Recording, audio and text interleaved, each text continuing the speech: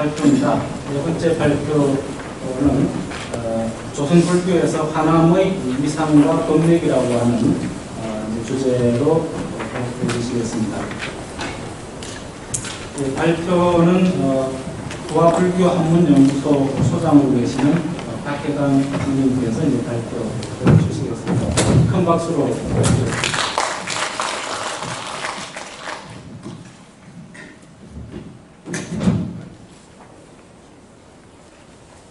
안녕하십니까.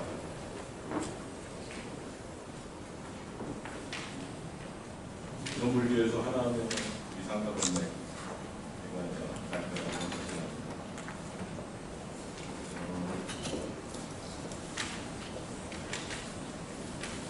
아마 화남 스님이 그 오대사에서 있었기 때문에 특별히 이제 화남 스님을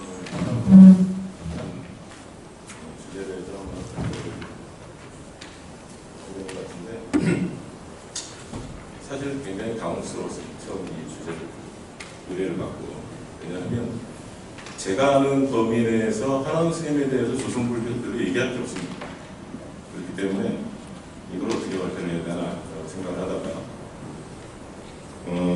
화남 스님이 조선불교에서 전면적으로 이제 등장하게 되는 건 법맥 때문입니다. 근데 이미 법맥만에서는 뭐 조금 전 발표까지 매우 많이 나왔기 때문에 제 발표에서도 거의 반이 법맥에 관한 얘기입니다. 그런데 그만큼 이제 화남 스님한테는 법맥이 중요해요. 왜냐하면 법맥이 없었으면 화남 스님은 조선불교에서 그냥 과거의 도승 가운데 한 명으로 그냥 지나갔을 뿐입니다. 그런데 태고통의 법맥 때문에 어떤 한국 선불교의 정통의 계승자로서의 위상을 확고하게 가지게 됩니다. 그래서 법맥 이전과 이후, 그러니까 태고통설이 성립되기 이전과 이후로 나눠서 봤는데 그 이전은 조선 전기고 일반적인 역사적으로 얘기하자면 그 이후는 조선 후기입니다. 조선 전기와 조선 후기 불교에서 이제 화남에 대한 그 위상이 어떻게 달라지는가 이거를 공부를 덮어서 말씀드리겠습니다.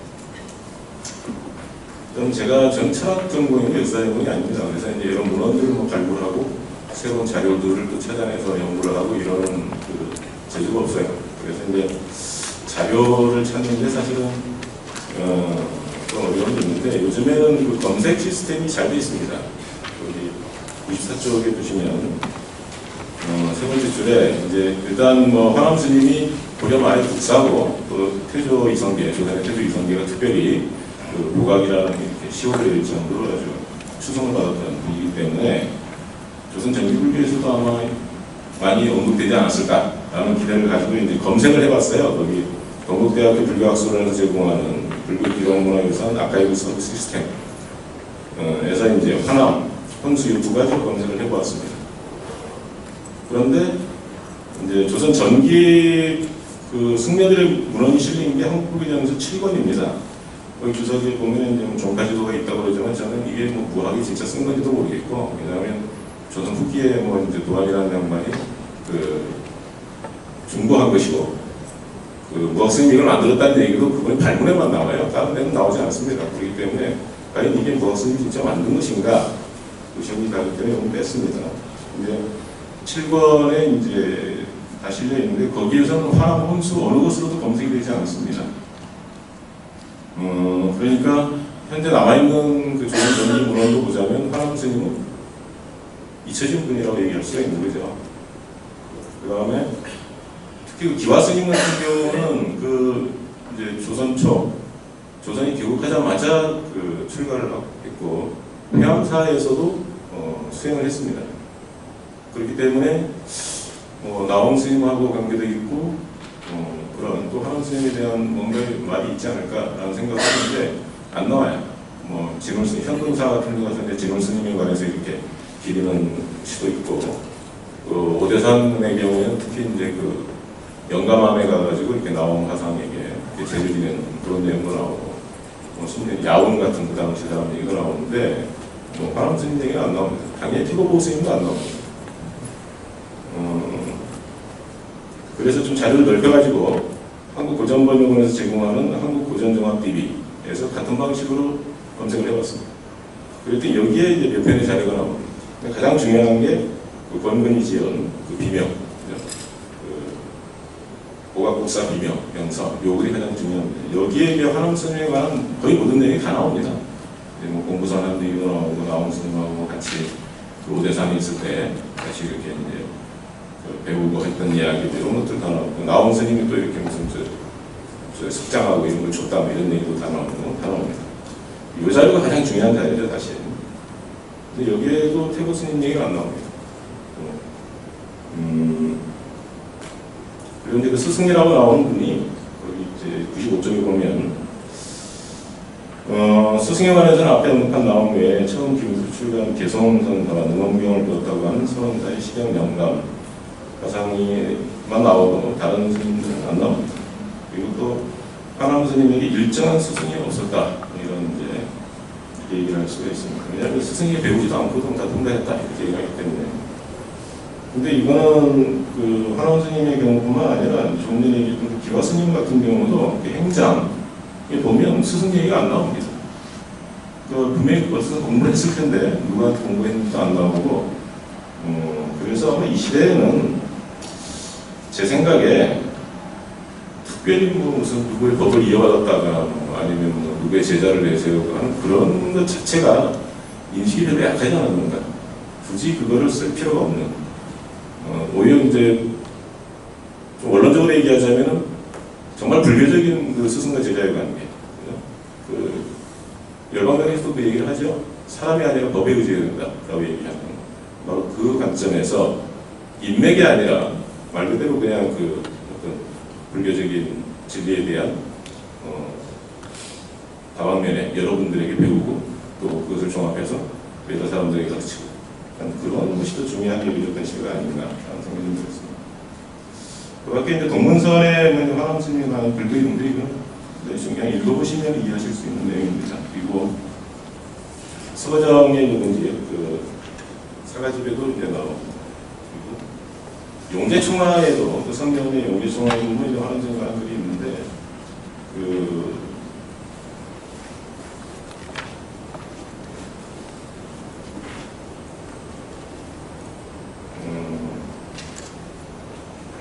경풍, 모근 이색 96쪽에 보면 거의 뭐 그 비명에 나온 내용들이 조금 요약한 부분이 있는데 좀 잘못 요약된 것도 있습니다.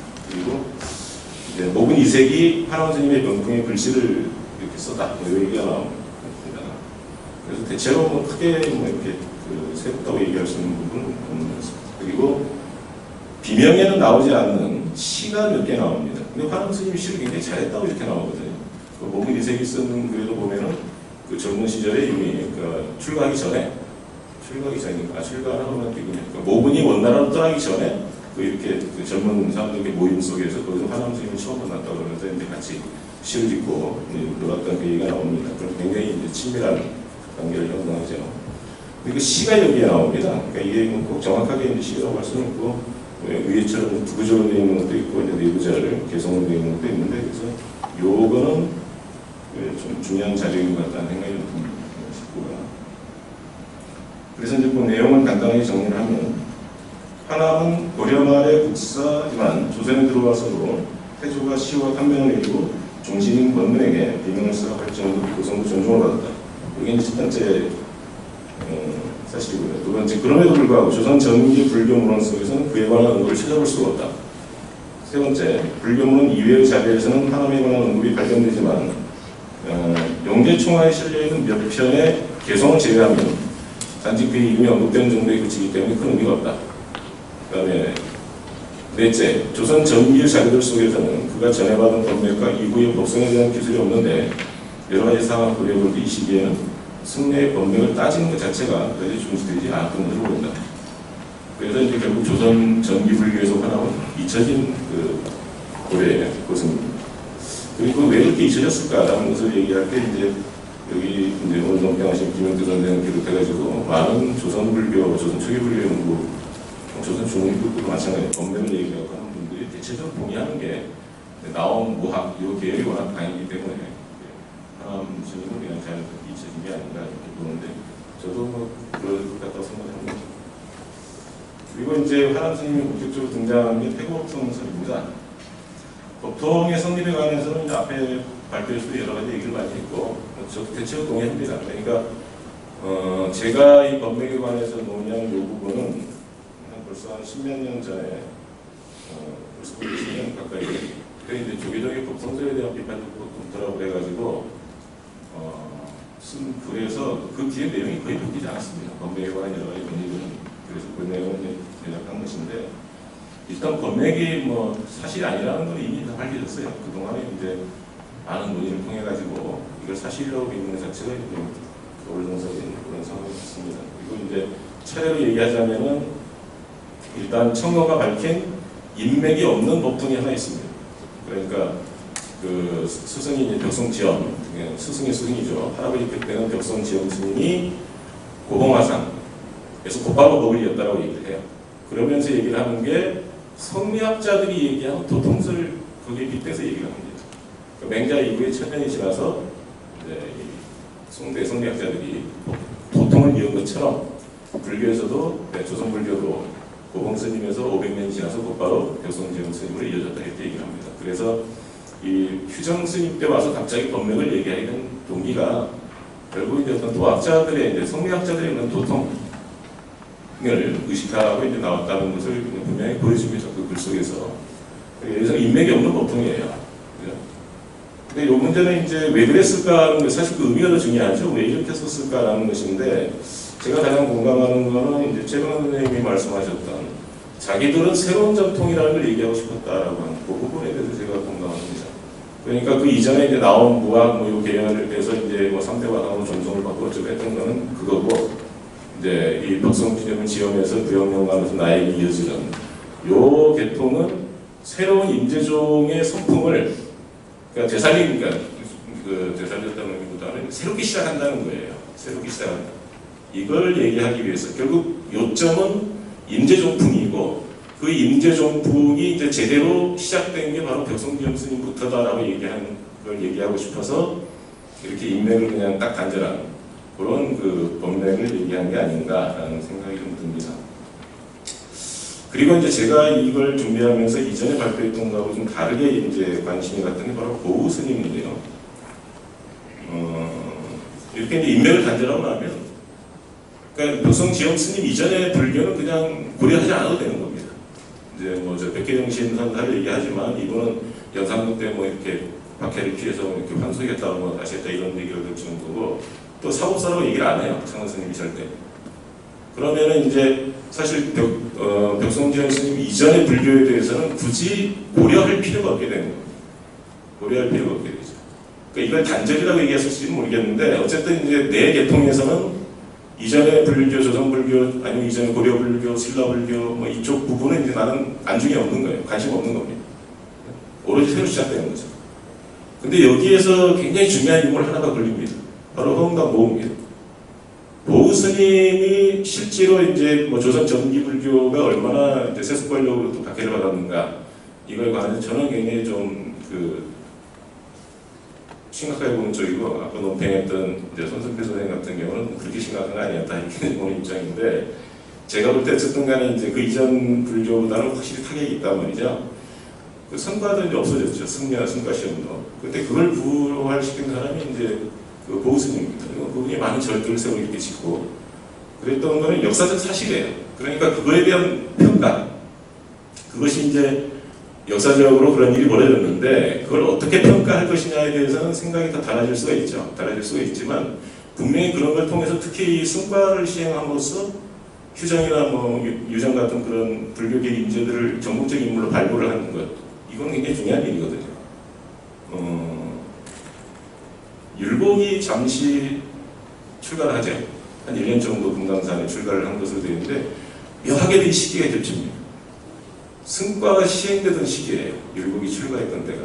그거를 저도 다른 자료들 이렇게 보다가 승과하고 이제 율곡의 연대를 이렇게 맞춰보니까, 그래서 율곡도 아마 승과를 염두에 두고 그럼 출가를 했나? 이 생각을 잠깐 한 적이 있습니다. 근데 그거는 이제 제가 뭐 율곡 전공자들에게 좀 더 물어봐서 어떤 시기는 겹칩니다. 출가했던 시기가 승과를 시행했던 시기하고. 그래서 조선불교를 어쨌든 흥룡시키는데 굉장히 중요한 역할을 하는 게 보우스님인데, 이후에 보스님이 이제 문정왕 죽고 난 다음에 제주도 유배 가가지고 유배가 이제 몇 달 만에 맞아 죽어요. 변협이라는 사람이 그냥 때려 죽입니다. 그래가지고 거기 자료들을 제가 쭉 조사를 해서 이렇게 해놨는데 거기 연례실 기술에 보면 변협이 보우를 때려 죽이자 조선의 유학자들이 굉장히 즐거워했다, 통쾌했다 이 얘기가 나옵니다. 근데 사실 조선에서 사람을 죽이는 건 쉬운 일이 아니에요. 아마 역사 스페셜 같은 데서 이제 보셨으면 아시겠지만 사형을 집행하려면 왕의 윤허를 받아야 됩니다. 근데 그 살인죄를 받은 것도 아니고 유배를 간 사람을 일베 지방관이 때려 죽였다는 건 이건 증오에 의한 살인이라고밖에 볼 수가 없는 거예요. 그리고 그 보우가 죽자 조선 유림들이 통쾌했다라는 얘기죠. 그러니까 그 시대에 그야말로 이제 조선 유비의 공적 1호죠. 공적 1호인데 그 보우 스님을 공적으로 몰았던 그 유림 세력이 여전히 권력을 잡고 있는 세상입니다. 여전히 권력을 잡고 있는 세상에서 조선 불교계는 그런 보우 스님을 어떻게 대해야 되는가? 그래서 제가 이 부분 좀 궁금해가지고 검색을 해봤어요. 또 그 백일 쪽에 보면 아까 말씀드렸던 이제 불교학설원의 그 아카이브 시스템에서 검색을 했습니다. 이분은 보우 허응당 나암, 이제 단어는 이제 허응당이고 호는 나암이고 본명은 보우입니다. 그래서 이 세 가지 다 검색을 해봤는데 자료 자체가 거의 없어요. 거기서 보면 동국승리록이라는 책에서는 간승, 간악한 승려라는 뜻이죠. 그래가지고 이제 간승조에 이렇게 올려놓고 있고 그 위에 신건 스님은 또 안 좋은 뭔데 권승인가 역승인가 그렇게 해서 또 그 올려놓은 게 있습니다. 그래서 어쨌든 보우 스님에 대한 인식이 굉장히 부정적이다라고 하는 것을 이제 보여주고 있고요. 그 다음에 이제 그 천지 명양수육 제의 범음삼보집이라고 이제 여기에서 보면 이제 유일하게 보우 스님을 기리는 자료가 나옵니다. 그리고 이제 해봉집에도 경찰 허응당이라는 이 구절이 실려 있는데 그 내용이 뭐냐면 승가에서 급제했다는 내용이에요. 그 용호방이라고 하는 것이 그 당나라 때 육지라고 하는 사람이 주관한 시험에서 한류를 비롯한 20몇 명인가 하는 굉장히 뛰어난 인재들이 그 등장을 했어요. 그래서 그때 그 아주 뛰어난 인재들이 등장했던 그때 그 과거 시험 요거를 용호방이라고 얘기를 합니다. 그러니까 승과에서 이 허응당이라는 사람이 급제를 한 거예요. 급제라는 표현이 분명히 나옵니다. 그러니까 승과를 주관한 보우는 아니에요. 그리고 또 이 순서가 쓰여있는 순서가 삼영당 유정스님 밑에 나와요. 그 다음에 바로 이제 청매가 나옵니다. 그렇기 때문에 보우는 아니고 아마도 이건 그 당시에 뭐 자료를 이렇게 남기지는 않았지만 그 허응당이라는 당호를 가진 분이 있지 않았을까 이렇게 저는 추정을 합니다. 어쨌든 이거를 보우 스님에 대한 예견이라고 쳐도 겨우 2개밖에 안 나옵니다. 2개밖에 없고 그러니까 동가열전이라든가 뭐 이런 그 승전류에 아예 이름이 없어요. 아예 이름이 없습니다. 그러니까 지워버리고 싶은 인물이라는 거죠. 보우 스님은 조선불교계에서 그냥 지우고 싶은 인물인 겁니다. 유교의 공적이 1호고 그 여전히 그 유교 권력이 조선 지배하고 있는 상황 속에서 조선불교가 취한 보우 스님에 대한 그 태도 그것을 그냥 그대로 보여주는 것이 아닌가라는 생각이 듭니다.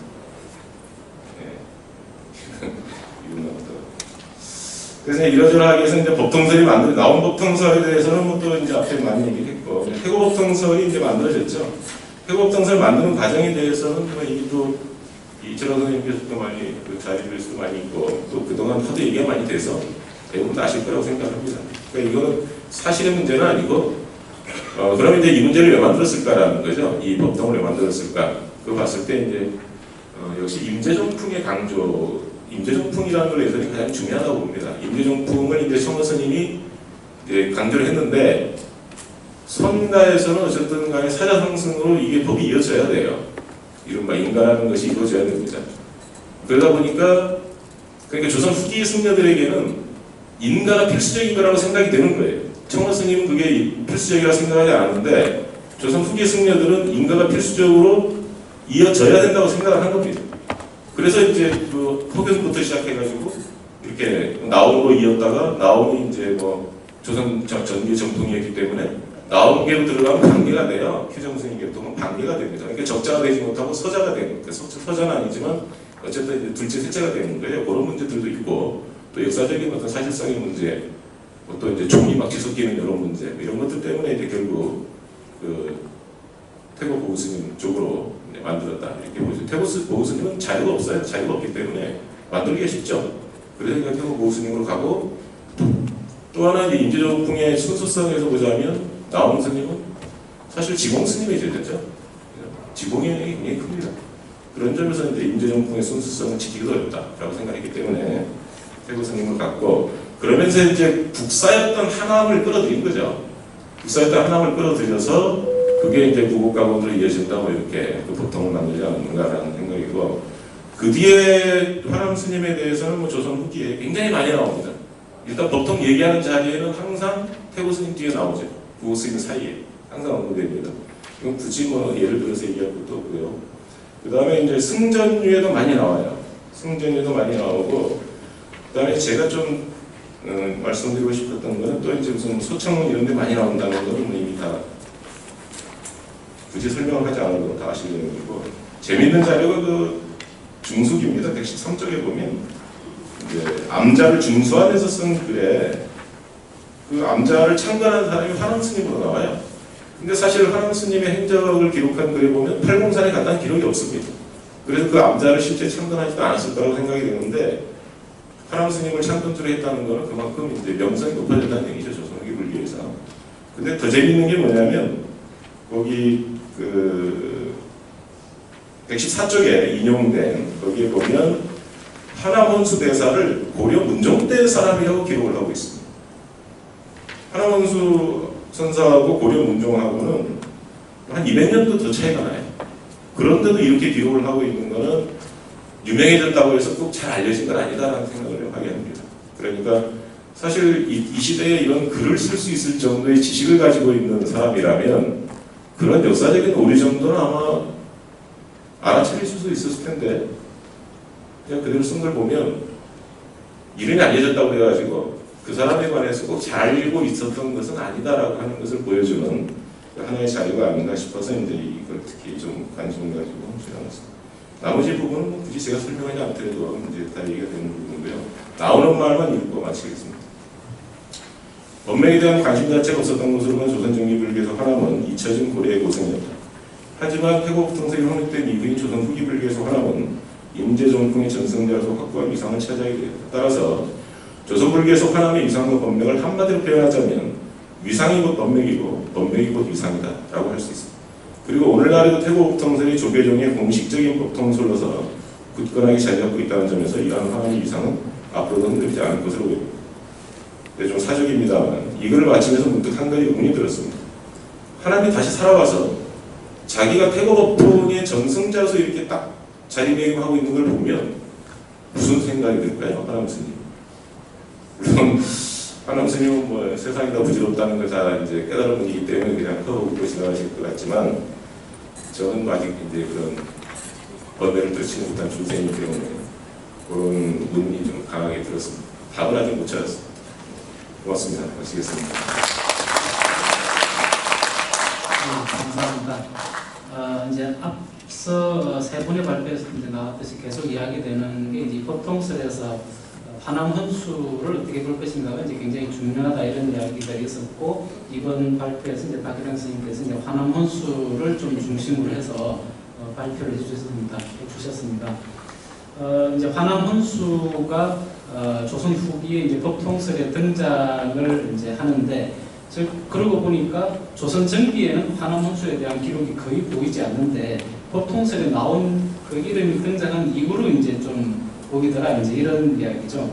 그리고 이제 청의 휴정 이제 조선 후기 법통설에서 이제 또 중요한 그 청의 휴정은 막상 또 화남 헌수에 대해서 언급을 하지 않고 백송지연까지만 언급을 했기 때문에 이런 문제에 초점을 둬서 좀 발표해 주신 것 같습니다.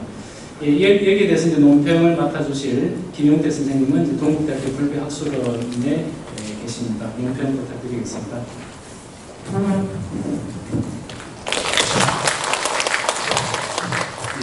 동국대학교의 김원태입니다. 저는 그 조선시대 불교사 전공이고 이 법통 문제는 전에 좀 많이 다뤄봤는데 이번에 어떻게 이 법통에 법통에서 사실은 좀 제외된, 하지만 가장 중요했던 그 나옴 스님, 그 나옴 스님의 제자였던 하남 스님에 대해서 학술대가 열려서 상당히 굉장히 감회가 있었고요. 저는 이제 다만 전에 좀 논문도 쓰고 해서 이번에 발표는 못하게 됐지만, 그래도 이번에 박해당 선생님이 조선 전기 기하 쪽 이제 원래 연구자시고 또 철학 쪽으로 이제 하시는 분인데 그 논평을 맡게 돼서 좀 재미있는 그 글을 읽고 하게 됐습니다. 저는 이번 논문을 그냥 간략히 읽어보겠습니다. 117페이지고요.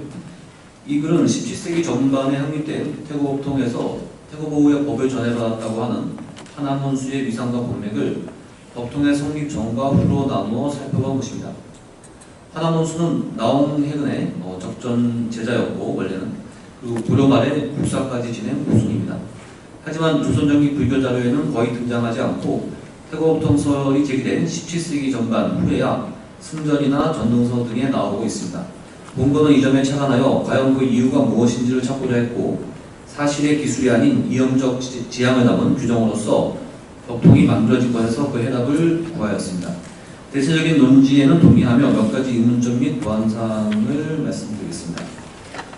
첫 번째, 고려말 조선 초의 불교계에서는 특정한 스승과 제자로 연결되는 메타적인 법맥관념이 없었던 것이 아닌가라고 생각한다고 하셨는데, 그렇습니다. 보조주인 스님도 딱히 어떤 스승에게 어떤 거 이었다 이런 말씀을 하지 않았죠. 도비문에도. 근데 고려말 특보부나 나옴 해근의 경우에는 각각 조계종의 가지산문 또 사골산문 출신으로서 조계종 종파가 이렇게 있었으니까요. 조계종 선수로서의 산문식은 강했습니다. 그런데 그 시기에는 특히 원에 가서 임주종의 정통 본문을 전수해오는 것이 고승으로서 권위, 하엄종 승려도 원에 가서 임재종 본맥을 입고 오고 나서 국사가 됩니다. 공민한테. 그러니까 국사나 왕사가 되기 위해서는 이게 지금 미국 유학 같이 굉장히 중요한 것이었습니다. 그래서 그걸 중시할 수밖에 없었죠. 예. 근데 또 하나는 그 출가했을 때의 양육사, 그다음에 계를 받을 때의 수계사, 이것이 영말선 초에는 종파별로 이루어지고 있었습니다. 하엄종이나 조계종이나. 그랬을 때 어느 종파에 어느 사철로 출가했을 때의 그 양육사나 수계사가 중요했던 거죠. 그런데 이 종파가 이제 나중에 성교 영적으로 통합되고 없어진 이유, 그러니까 예를 들면 조선 후기의 경우에는 이런 종파적인 의식이 없습니다. 그러니까 겉으로는 이제 임재종의 법맥을 얘기하고 선승이고 또 강화를 통해서 교학을 하는데, 그렇기 때문에 청어정 단계에서도 그 스승님 그러니까 종법사가 부영연관이지만 수계사가 강성일선이고, 그래서 다 양쪽을 중시하는 모습을 보이는데, 이후로 가면은 법통이 만들어지는 시점부터는 그 법을 누구한테 전수받았느냐, 그 전법사가 가장 중요해지는 그런 시기로 가게 됩니다.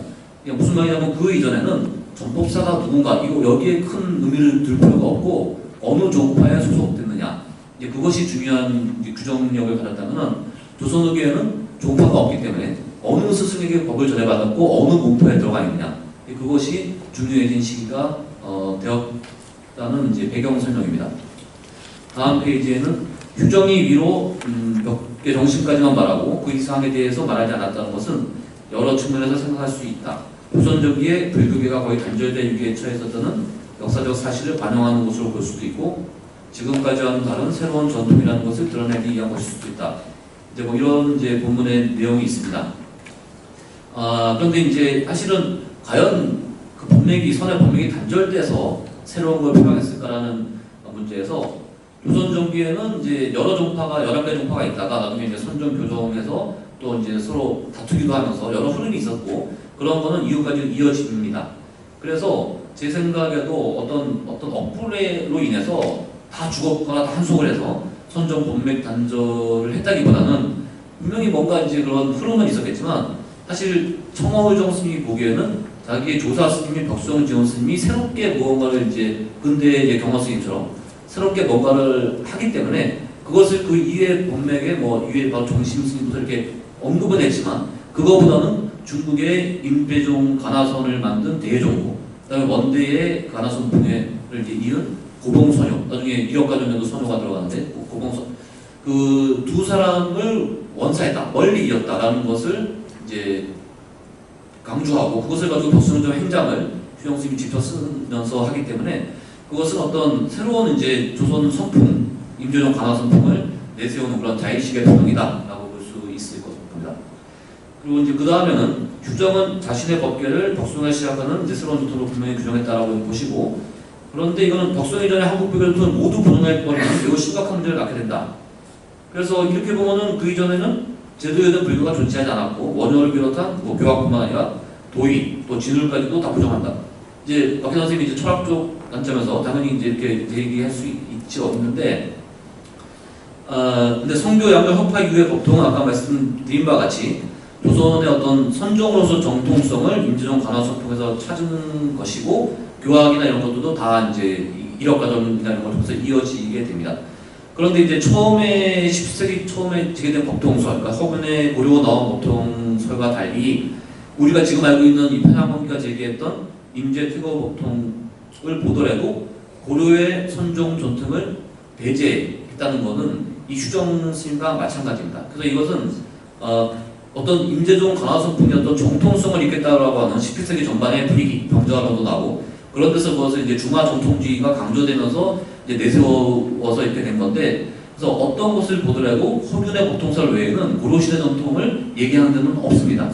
그래서 이건 약간 시대의식의 문제로 볼 수가 있을 것 같습니다.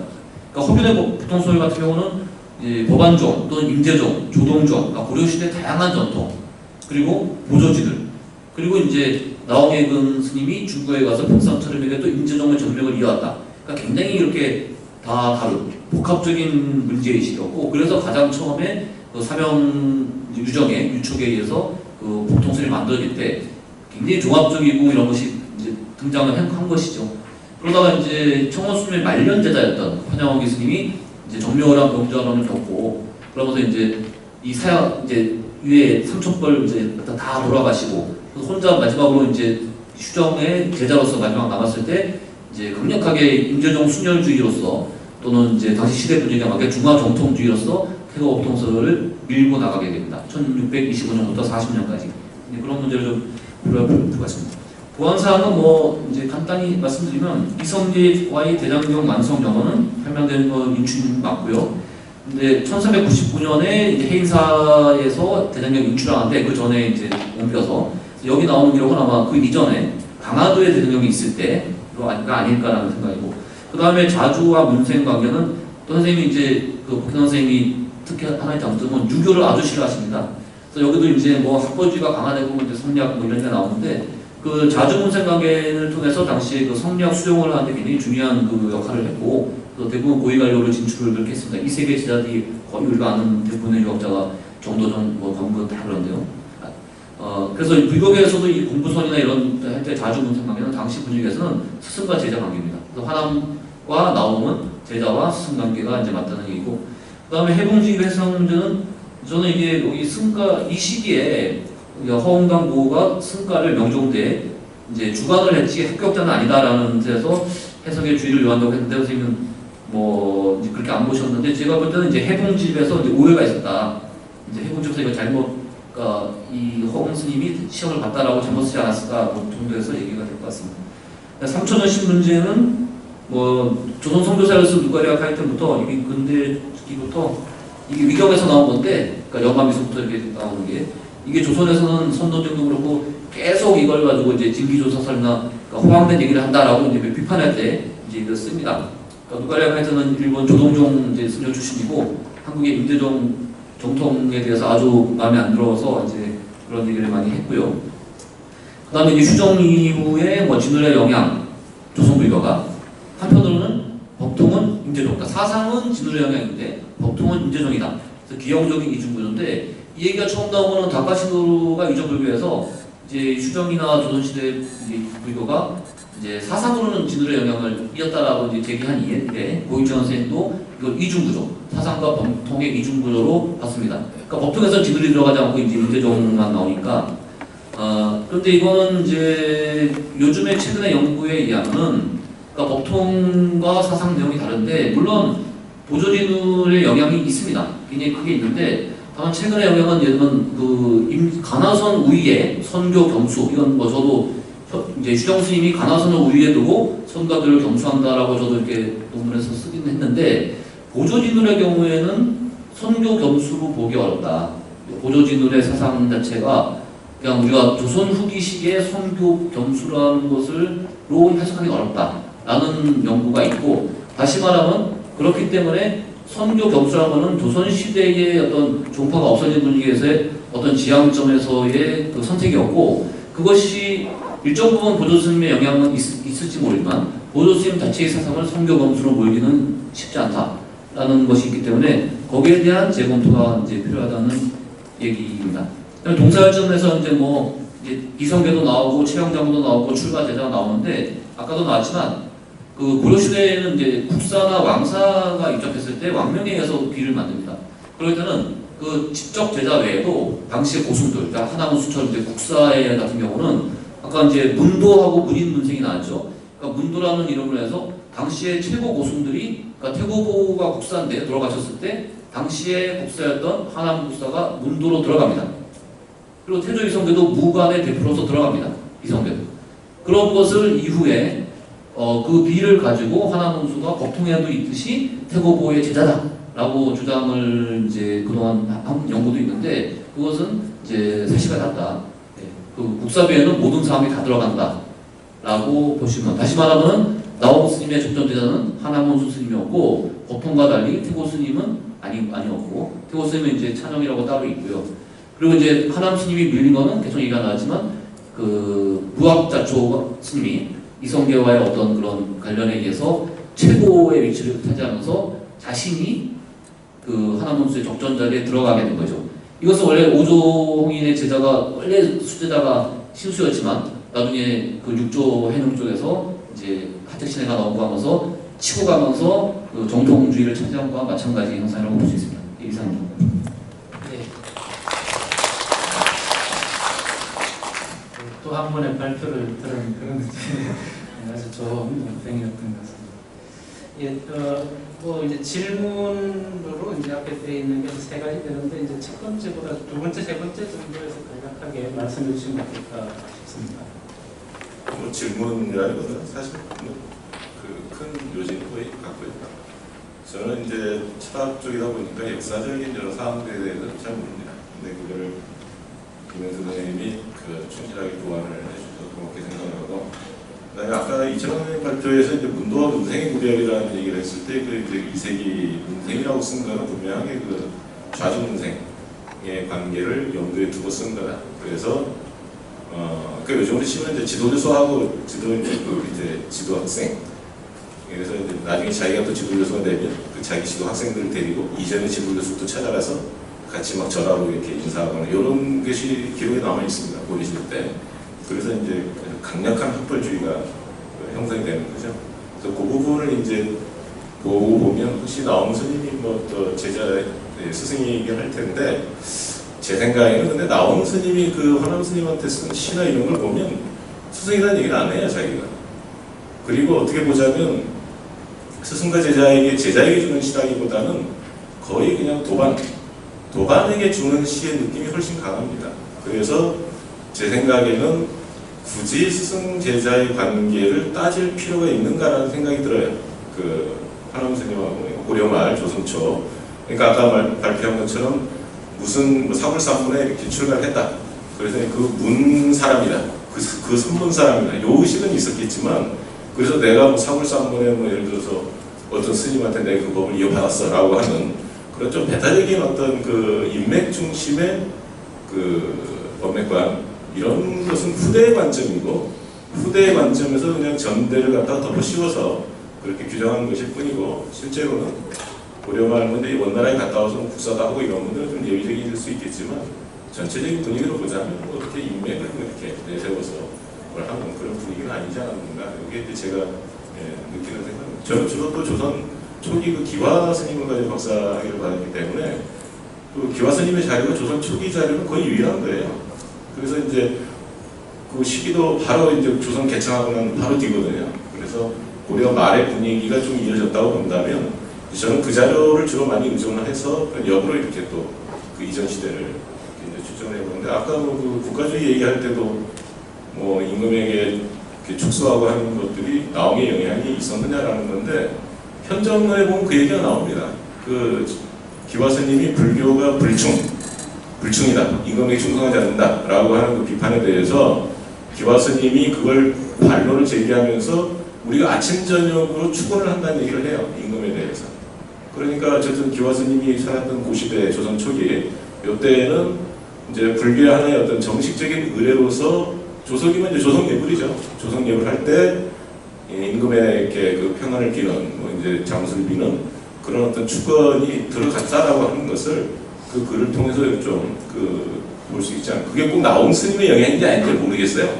그 아까 점심 먹으면서 그런 얘기를 했지만 과연 그 이전 시대에는 그러면 그게 정식의 의례로서 들어가지 않았느냐라는 건데 아직 뭐 정확하게 무슨 그 자료가 나온 건 아니라서 단언할 수는 없다 이런 얘기하고 말했지만 어쨌든 뭐 백장청규하고 칙수백장청규가 달라진 거 분명한 거죠. 백장스님은 선승이었고 그냥 선승으로서 이렇게 수행하는 것에 중점을 둔 양반인데 그게 이제 황제에 대한 뭐 이런 것들이 들어가고 상당히 좀 변질되는 그런 부분들이 있는 것 같습니다. 어쨌든 기화 자료집에도 이제 그런 얘기가 나온다라는 얘기를 말씀드리고 뭐 제가 그 많이 허술한 부분인데 많이 보완을 해주셔서 고맙다는 말씀을 드립니다. 고맙습니다. 청중석에 3분 정도만 질문을 받을 수 있을 것 같습니다. 혹시 질문하실 분 계십니까?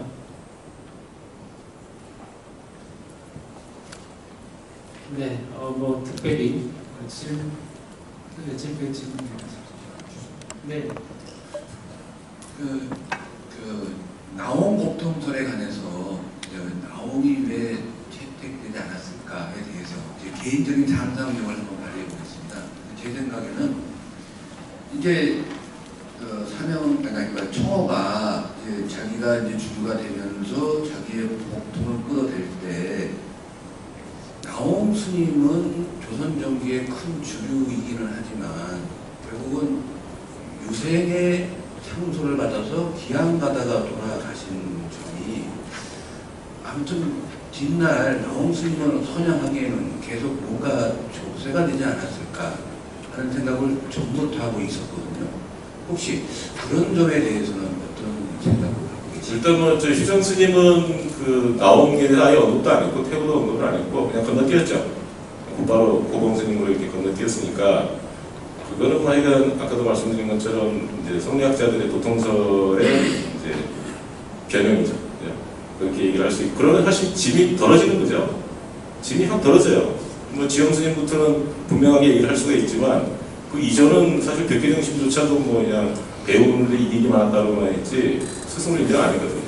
그러니까 그 이해 인명을 얘기할 필요가 없어지는 거죠. 그냥 고봉 스님한테 바로 이어지는 거니까. 그리고 나옹 스님이 배제된 이유는 제가 볼 때는 아까 말씀드린 것처럼 가장 중요한 게 임재정풍의 순수성 문제가 아닌가 싶어요. 일단 그 편향원기가 쓴 그 글에서도 강조하는 게 임재정풍이에요. 우리가 임재정풍이 계속 이렇게 이어받게 된 건 연원이 있다고 그러면서 이제 인맥을 이렇게 막 얘기를 하거든요. 그러니까 인맥이 중요한 게 아니라 사실 임재정풍이 중요한 건데 그 임재정풍의 정당성을 확보하려고 하니까 인맥을 제시하지 않으면 안 되겠다는 생각을 하게 된 게 아닌가. 그리고 이미 이전에 나온 법통설이 나와서 인맥이 만들어진 모델이 있거든요. 그렇기 때문에 이제 이 임재정풍의 어떤 순수성을 담재할 수 있는 어떤 그런 인맥을 좀 만들 필요가 있어서 그런 걸 얘기한 게 아닌가 생각이 들고 또 하나는 이제 바로 그 줄이었다는 거, 조선 정기 불교의 줄이었다는 거. 그러니까 유학자들의 이걸로 인해서 이렇게 귀양가다 실록사에서 세상을 떠나고 하는 거는 그게 유학자라기보다는 사실 불교 내부에서의 알얘기라고 하는 그 설도 있죠. 특히 그 태고 스님하고의 어떤 그런 관계 이런 거에 관한 그 주장도 있습니다. 그래서 꼭 그걸 유학자들로 볼 수는 없을 것 같고 일단 그러니까 조선 정기에 이 나온 무학 요 계열이 주요인데 거기에다 갖다 붙이면 작은 집이 되는 거죠. 그러니까 큰 집이 되지 못하고 작은 집이 되는 겁니다. 왜냐하면 이미 이쪽은 큰 집으로 이렇게 딱 나온 밑으로는 무학 이쪽이 큰 집이라는 게 딱 정해졌어요.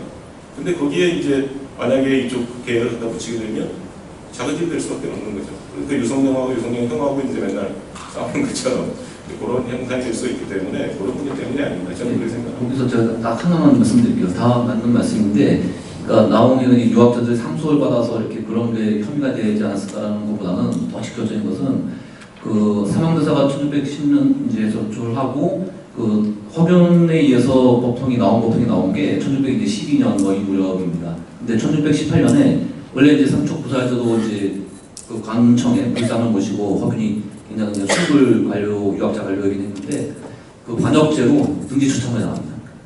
그래서 이 조선불교의 선종의 정체성과 정통성을 정면으로 내세운 이 비를 만들었는데 사명대사의 당시 위상이 있고 그래서 사명대사비 또 청와당지도 할 때 냈는데 그 작자가 관역제로 죽었기 때문에 그거는 더 쓸 수가 없죠. 그게 저희가 붙은 결정타 태고보통으로 바뀌는 결정적 이유라고 봅니다. 네. 또뭐 나중에 그 종합 토론이 있으니까 그때 더 심도 있는 토론하면 좋을 것 같습니다. 예, 두 분 발표자 논평자 선생님께 큰 박수 부탁드리겠습니다. 지금까지 제1부 조계종 중흥조 나홍과 화남원수에 대해서 이제 집중적으로 살펴봤습니다. 이제 철학 또는 역사 분야에서 이제 각각 발표해 주시고 논평해 주시면서 서로 보완이 잘 된 것 같습니다. 예, 지금 사회를 마치고 예, 그 안내를 해주시기 바랍니다. 수고하셨습니다. 긴 시간 사회를 마쳐